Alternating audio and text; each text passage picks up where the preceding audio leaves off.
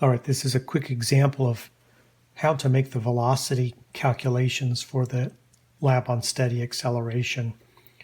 You have to imagine that we've recorded this set of dots using the air track apparatus that I talked about in the PowerPoint presentation, and I've made two of the dots a little bit bigger just with my pen, just to make sure that you can see it on the video.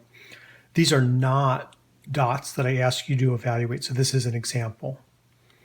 First, I need to make sure I know what the time values are, and it tells us that the dots are produced every 1/10 of a second up in the text right up here. And if you count, starting from 0, 0.1 second, that's 1/10, 0.2, 0.3, 0.4, 5, 6, 7, 8, 9, 10 tenths, that's 1 second.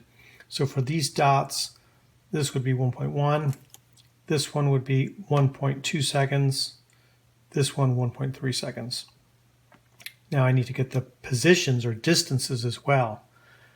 To do that accurately, I've got a little square of paper, like a Post-it note, and I'm going to lay it down so that the middle of the dot corresponds to the edge, and I'm going to look up on the ruler and try to do this as accurately as I can. So that first one is at 10.9 centimeters.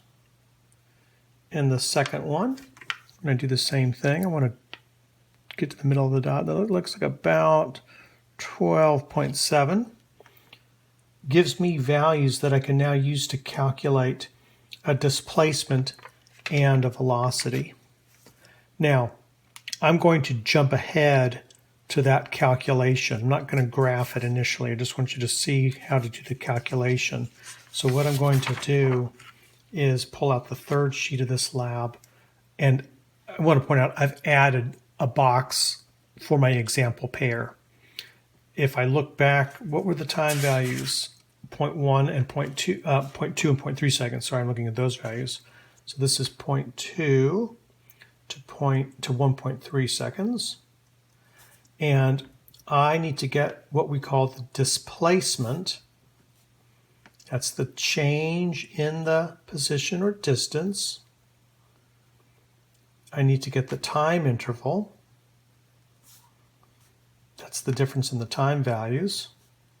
And using those two, I can calculate my velocity. So that's my goal. How do I calculate the velocities? Well, displacement first. The displacement is the change in distance as I move from this dot over to this one. A little arrow here is a good way of indicating what that means. Well, I moved from 10.9 over to 12.7. So to calculate the displacement, what I'll need to do is to subtract. This is going to be the 12.7, my bigger final value, so to speak, minus my smaller earlier value, 10.9. I'm going to subtract like this. I have to borrow 1, 17 minus 9. I'm going to put my result over here, got a little more room. 17 minus 9 is 8.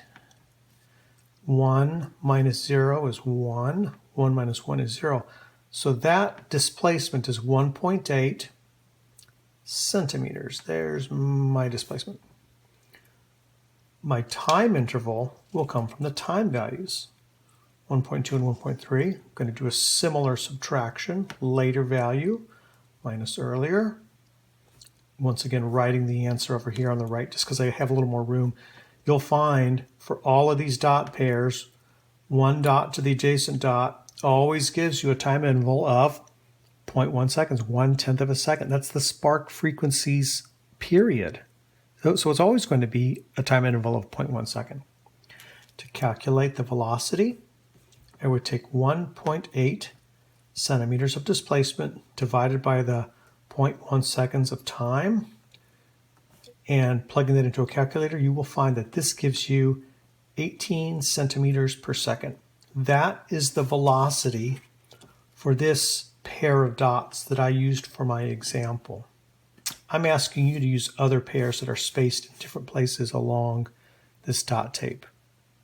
Now, suppose you also were a little bit confused about how to graph. Well, now that I've shown you how to do the velocity, I can put that aside. And what I'd like to do is to bring up my graph. I've got my graph partially labeled. I haven't got the whole thing done. I've got my time values down here. Remember, this line corresponded to 1 second.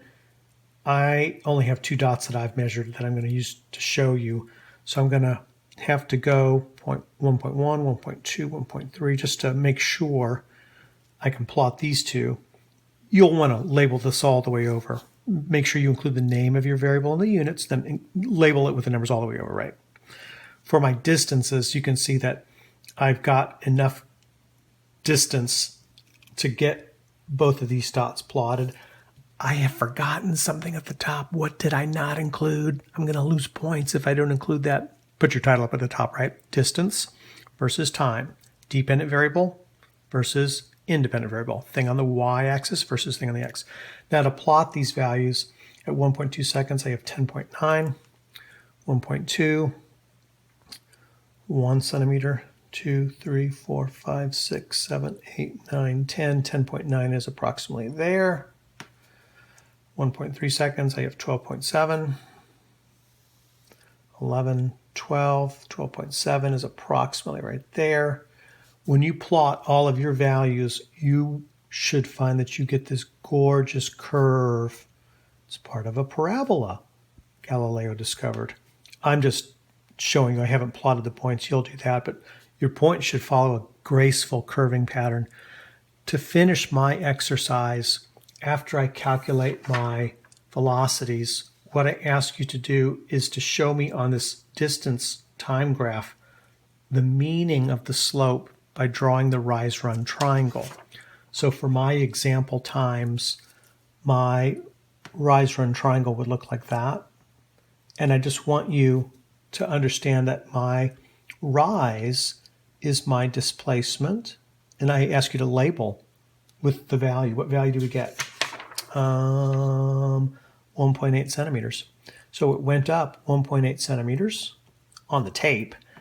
And this run corresponds to the difference in the times, which is my 0.1 seconds.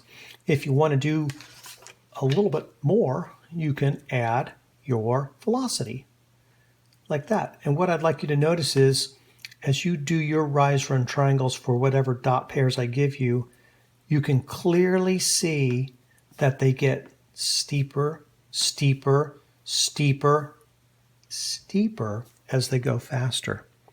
The steepness of a distance time graph gives us information about our quantity called the velocity.